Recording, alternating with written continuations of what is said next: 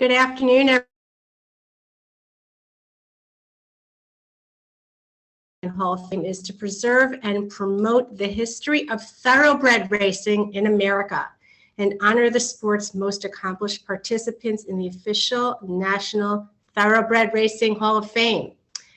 Our guest speaker is a historian and author of Bare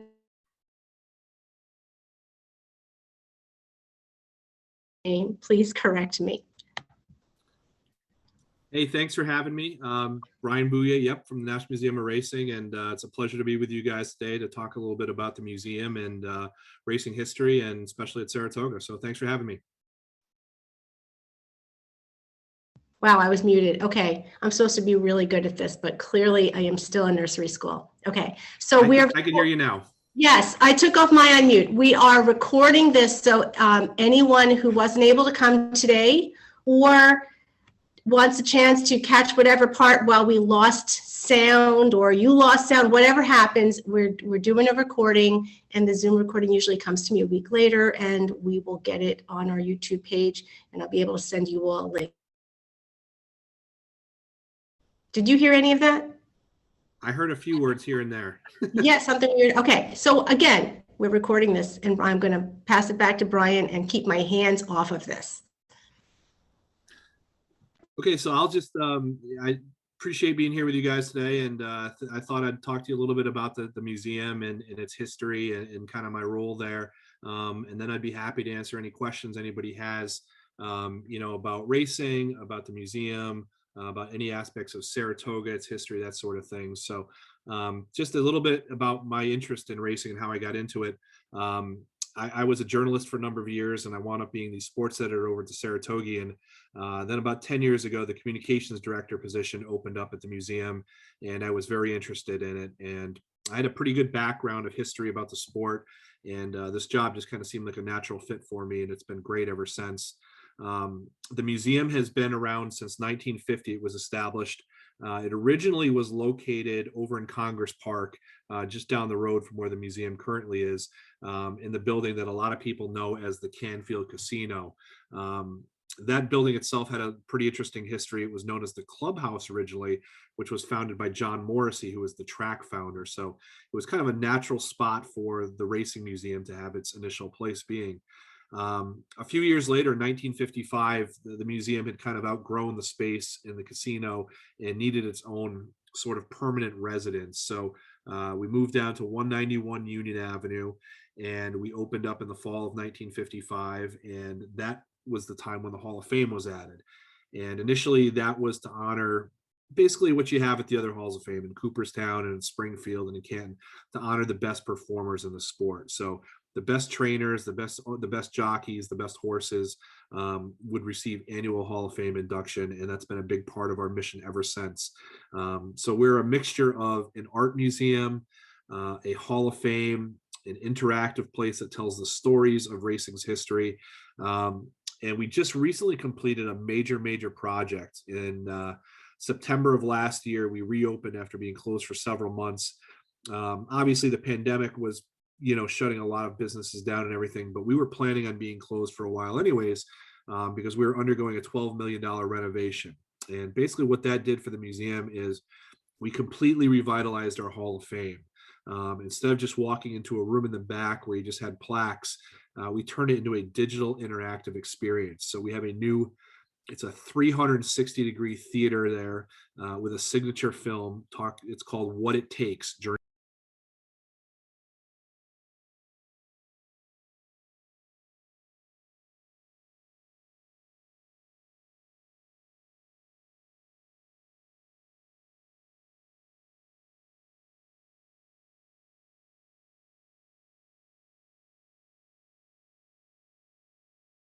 Sport have had to do, the sacrifices they have had to make to get to the highest level, be in the Hall of Fame. And it was shot at Saratoga, at Santa Anita, at Keeneland, some of the greatest tracks in the country, a lot of the top thoroughbred farms, and we got Bob Costas to narrate it. So it's a wonderful experience. And the Hall of Fame plaques were also converted. They became a digital experience. So you can click on to whether it's Secretariat's page or Seabiscuit or Man of War, and not only see like a text version of what their accomplishments were, but you could play videos about their careers, and you can check through achievement pages and photo galleries. So it really made it a more interactive experience for people to go through. So along with that, we added a race callers booth, so you can get the opportunity, if you want to try to call some of the most famous races in history, you'll have that opportunity as well. So we've got a lot of exciting things open at the museum. We've got a women in racing exhibit that's open right now. So a lot going on. Looking forward to the season. Does anybody have any questions for me at this point? I've got a lot more I can certainly cover here about the history of the museum and the Hall of Fame and stuff like that. But I'm kind of interested to know what you guys would like to hear about today.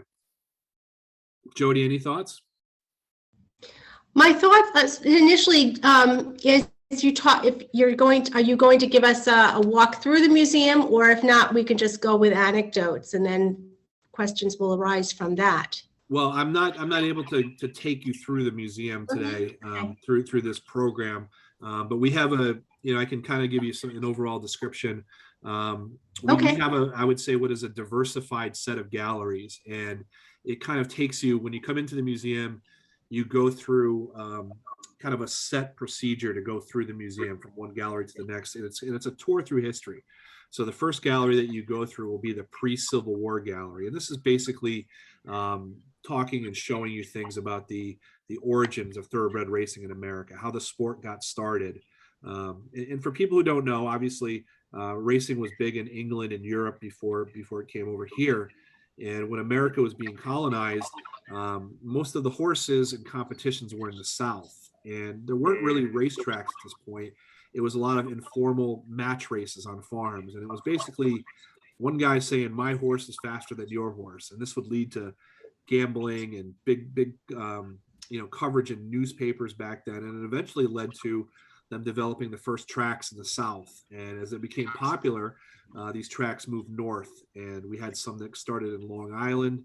And this is before Saratoga. This is before, even going back to the 1700s. This is how far back it goes. So racing kind of developed this north-south rivalry, and that's kind of all before the Civil War. And then the Civil War came about, and amazingly, that is when Saratoga was founded.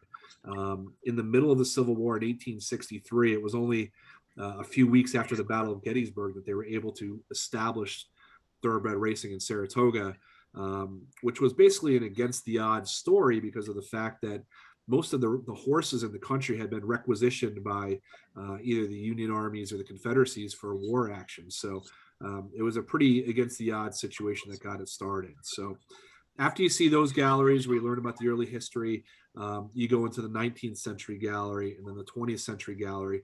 And it just basically takes you through the story of racing in America. And we also have specialized galleries for the Triple Crown winners. We have 13 Triple Crown winners, and all of their accomplishments are detailed there through artwork, through videos. We have a steeplechase gallery. And then we have rotating exhibit galleries as well. So to keep things fresh for people to want to come back. So currently in that, we have an exhibit called Women in Racing, which basically details all of the wonderful accomplishments women have made to the sport as owners, as breeders, jockeys, trainers, track executives, media, artists, photographers. So it's an exciting exhibit. A lot of video in there, a lot of interactive stuff, memorabilia. So that's been a very popular exhibit. And obviously the key to what we do is the Hall of Fame. We annually induct new people and horses every year. We have an induction ceremony this coming August, which will be a 2-year ceremony because we didn't be able to induct people last year because of the pandemic. So we're really excited about that. We have a lot of programs. We offer specialized tours. Tom Durkin, the former racetrack announcer, does tours at the museum daily during the race meet. So that's a lot of fun. And we also offer behind the scenes tours on the training track over at Saratoga. So we have a lot going on, a lot of things that we offer people. We have a children's area. So it's a very family-friendly museum and a lot to explore. Any questions from anyone? Kathy is asking, what are some of your favorite exhibits? Well, I'm very much into the early history of the sport. I think it's really the most fascinating era when I was talking about some of those North versus South matches, we have a lot of memorabilia from a very famous match from 1823, and it was really much called. It was the first great race in America. And it was held at the Union Course on Long Island. And if you can imagine this, in 1823, they had over 60,000 people for this race. Excuse me. And it was a match race between a northern horse and a southern horse, and they were both undefeated. And it got amazing press coverage, and it really launched the sport in America. So that early stuff is really something that intrigues me about how the sport got off the ground in the country and really became popular. Racing was pretty much the only sport in the country at the time. This is before baseball or football. So there was excuse me. So it was pretty much the only game in town.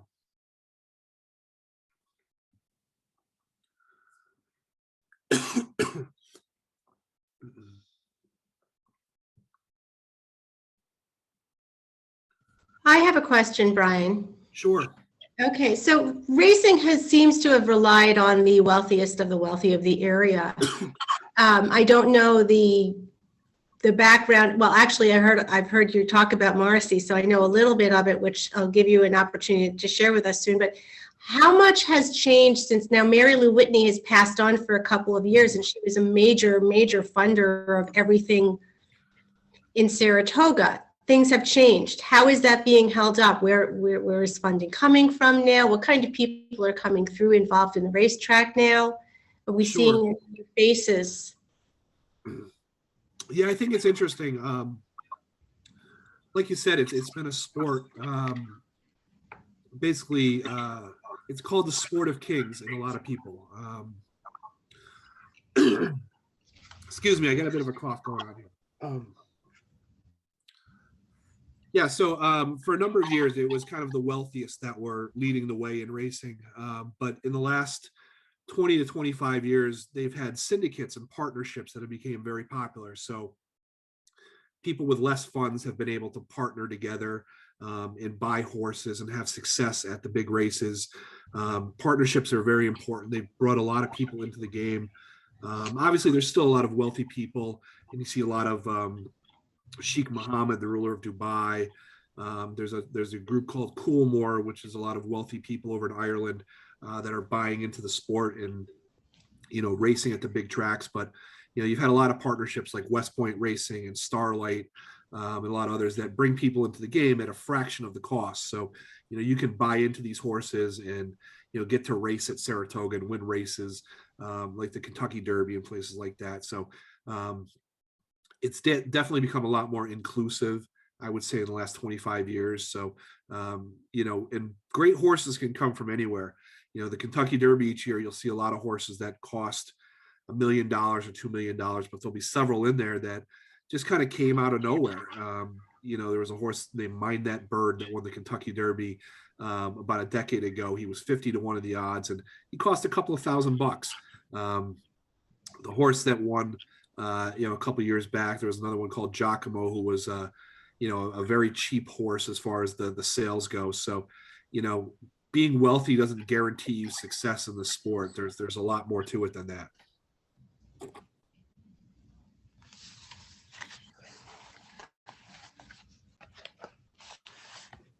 Other questions? At this point, I would love to hear about your John Morrissey stories. Sure. So I've written 2 books, and the first one was about John Morrissey, who founded the track. I consider him one of the most interesting people in American history. He was born in Ireland and wound up growing up in Troy when the family immigrated here. And he was a bare knuckle boxing champion, and he got involved in casinos throughout New York City and then a couple up here in Saratoga. And he used that money to establish the track in 1863, and he brought in some wealthy partners, Commodore Vanderbilt, William R. Travers, and as I kind of mentioned before, they did this against the odds. All the horses were being requisitioned. So when they got Saratoga Racing off the ground for the first year, it was only a 4-day meet. So they had 4 days of racing, 2 races per day. So It was 26 horses that showed up for that first summer, and it was so successful that they built upon that. They built the track the following year, which was 1864, and it's remained here ever since. It remains the oldest active sporting facility in use in the United States of America. So the history at Saratoga is second to none. And Morrissey ran the track up until his death in 1878. So he was obviously the most prominent early figure in racing's history. Any other questions you guys can think of that you'd like me to touch upon, or aspects of the museum, or questions about the sport in general? Okay, so I got one here. What are the must-see parts for visitors? I think I think there's something for everybody at the museum. If you're a racing expert, you can spend hours diving into the details of all of those digital Hall of Fame plaques I told you about. But if you're just learning the sport, and have a general interest, and you're trying to learn more, I would say the artwork is really exceptional. You can tell a lot about the stories of the history by looking at these paintings and seeing the stories behind them. We have a lot of paintings of the champion racehorses over the years, Secretariat and Man o' War and Seabiscuit, and some early horses like Kentucky. And the details of what these horses accomplished, and but it's much more than that. If you come in, you get to see wonderful sculptures, a lot of interactive exhibits that are, the steeplechase exhibit that we have makes you feel like you're really on a steeplechase course, where it's the horses are thundering by you and going over the jumps. So I think there's a lot of different things for everybody. And as I mentioned, the Hall of Fame Interactive and the new film in there it's just exceptional. So the most recent question I got here is, can you tell us about the procedure for getting into the Hall of Fame, and is it similar to baseball? In certain aspects, it is similar to other sports. We have a nominating committee that selects finalists, and they go to a national voting panel. And that panel includes sports writers, racing historians, track executives, and they vote annually upon who and what horses get into the Hall of Fame. One of the things that's a little different about our sport compared to others is in thoroughbred racing, the participants, as far as the humans, the trainers and the jockeys, they can still be active while they get into the Hall of Fame. Baseball, you have to be a retired player for 5 years before you become eligible for the Hall of Fame. Why this is different in racing is because trainers can do this for their entire life, and a lot of them do. A lot of them train into their 70s and 80s. We've got trainers out there right now. Dwayne Lucas is still one of the most popular trainers in racing, and he's 85 years old, and he's still training and still growing strong. And we thought, we would really like to honor these people while they're still with us, instead of making them wait until their career ends. And jockeys, they can ride well into their 50s. There's some top jockeys out there right now, Mike Smith being an example, who's in his 50s and is still riding well. So once they get to a required number of years, trainers, they have to train for 25 years to be eligible to get to the Hall of Fame, and jockeys, they have to ride for 20 years to be eligible. So we're definitely a little bit different in that way.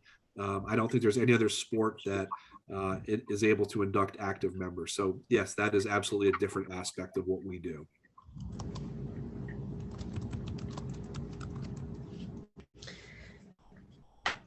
Okay, so I have a question about what happens when, so this year for the Kentucky Derby, the horse was, they lost their status for doping reasons.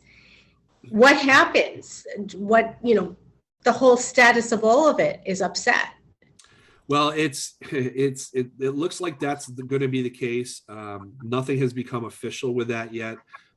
They're testing split samples, and there's going to be a legal process. And if this does happen, which it looks like it does, the horse that finished second in the race, Mandaloon, will be considered the Kentucky Derby winner. And Medina Spirit, who crossed the finish line first, would be disqualified. There's only been one other example in the Kentucky Derby's history, and this was in 1968. The horse that finished first was disqualified because apparently he had some steroids in his system. And that particular instance, it took them 4 years to finalize the case and the results. So this will probably go on through the court system for a bit. it's a complicated matter because a lot of people, the trainer Bob Baffert has had some other issues as far as medication overages and that sort of thing. But in this case, it looks like it was a topical cream that contained this thing called betamethasone, and it wasn't a performance enhancer, but it's definitely against Kentucky rules, and he violated them if that's the case. So it'll probably go through the legal system for a while. Each state has different rules about what is allowed and what isn't, so it complicates some things. And hopefully this will all get worked out nationally because there's going to be a new oversight committee. The United States Anti-Doping Association, known as USADA, which handles a lot of the cycling and the Olympic events, will be setting uniform standards of rules across the sport, which is going to be a very good thing for racing and its reputation. So does that trainer get to enter in races going forward, or is it just that horse pulled or the jockey pulled? What happens? Yeah, so the Kentucky Churchill Downs, where the Kentucky Derby is, they suspended the trainer. The horse, it's not the horse's fault, so the horse doesn't get suspended, but right, he will have stricter standards. To race in the Preakness, when all this was going on, they had to agree to submit to supplemental testing, to make sure that everything was on the up and up. So to kind of protect the interests of the bettors, if people bet on these horses, they want to know the results are legitimate and everybody's got the same playing field. So there's a lot of legal stuff going on, whether the tracks have the right to suspend a trainer or if it's got to be a state gaming commission. So there's going to be a lot of legal aspects with this. Currently, the trainer, Bob Baffert, he's running horses in California, that's where he's based. The New York Racing Association has him suspended right now, but not everybody's following that directive. Monmouth Park in New Jersey has said he's welcome to come there this summer and race his horses. So it's going to be, something that's going to have to play out over a while before we really get a final determination on where all of that goes. So there's a question I got here. Where do you see the sport going in the future? Racing's got some detractors. There's, some people in the animal rights business who don't like the sport. But racing has proven that it's actually gotten much, much safer over the last few years. The Jockey Club tracks databases and deals with injuries and things like that. And they've been making a lot of rules and things like that have made the sport much safer. A lot of procedural stuff, veterinary work with the tracks to make the tracks safer. So the sport does have more work to do, to be safe going forward. But a lot of people have said, racing's popularity is declining. And, I don't agree with that. You can look at specific numbers just from this year's sport. The Kentucky Derby had more than $240 million bet on it, which was basically the same levels as pre-pandemic. The Preakness Stakes set a record this year with total handle, and the Belmont Stakes had a record for a non-Triple Crown year. So there's a lot of economic indicators that say the sport is still very healthy. And this is all going on while most of these tracks have had either limited or no attendance. So Saratoga is wildly popular. Other tracks like Del Mar and Keeneland and Churchill Downs do very well. Overall, it's like every other sport. There's certain places where it struggles, certain places where it's strong. So I think racing still has a very solid future in America. The people that are at the Jockey Club and stuff are trying to develop younger fans. And that's what we're trying to do at the museum too, is to educate people, about the history of it and all of the good things it brings, all of the jobs, all of the economic help. So I think racing does still have a very solid future in America here. That's good to hear because we do love our racetrack. Yeah, and at Saratoga specifically, I mean, just the 6 weeks of racing here in Saratoga has an economic impact on the county of over $250 million for 6 weeks of racing. So it's very important to the economy, for jobs, for businesses. So racing, needs to continue to be strong. If people continue to support it, you'll see places like Saratoga do very well in the community as well. So. And I know that last year, or maybe it had to be before last year, they started making some improvements for the lives of the support staff of the track, because there's been, there's a huge amount of support staff that's needed from the stable to the stands. Yeah, there's a lot of organizations out there. One right here at Saratoga, it's called BEST. It's the Backstretch Employee Service Team, and they really help these people with a lot of, because a lot of them are they're coming up from other countries to work in this, and they have the background with horses and working in stables, but they're not familiar with a lot of the culture and the customs here. And what BEST does, they help with educational matters. They help with spirituality, things like that to get people to even doctor's appointments, or to learn basic things like how to put a stamp on a letter and go to the post office. I mean, even stuff like that people from other countries are not familiar with. So there's a lot of organizations out there that are helping people on the backstretch and recognizing their importance.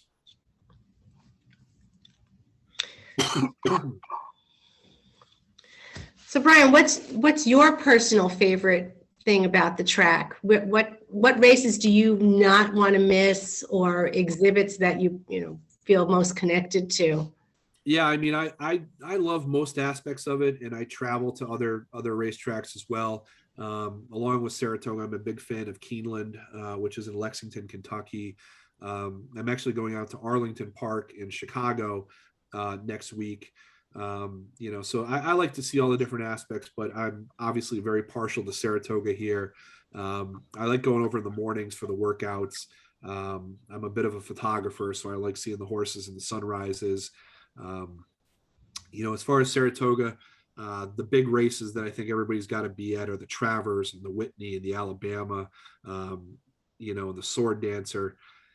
They're just iconic races, and they have such amazing history. The Travers is the oldest race for 3-year-olds in America. It predates the Kentucky Derby and the Belmont and the Preakness, and it's been won by 24 horses who are in the Hall of Fame. So that gives you a sense of its history. The Alabama is the great race for fillies out there. It's the summertime Kentucky Oaks. And the Whitney, obviously named after the Whitney family, goes back to 1928. It has been won by some of the best horses in history. So those races, those big Saturday races are, what I really look forward to each summer.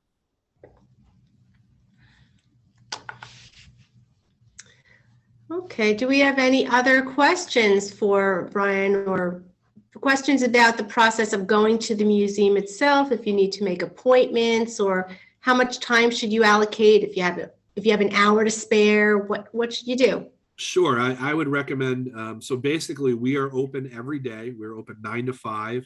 And those hours will continue through Labor Day. We're open year round, but during the race meet, we're 9 to 5 every day. You can get your tickets online, or you can come in.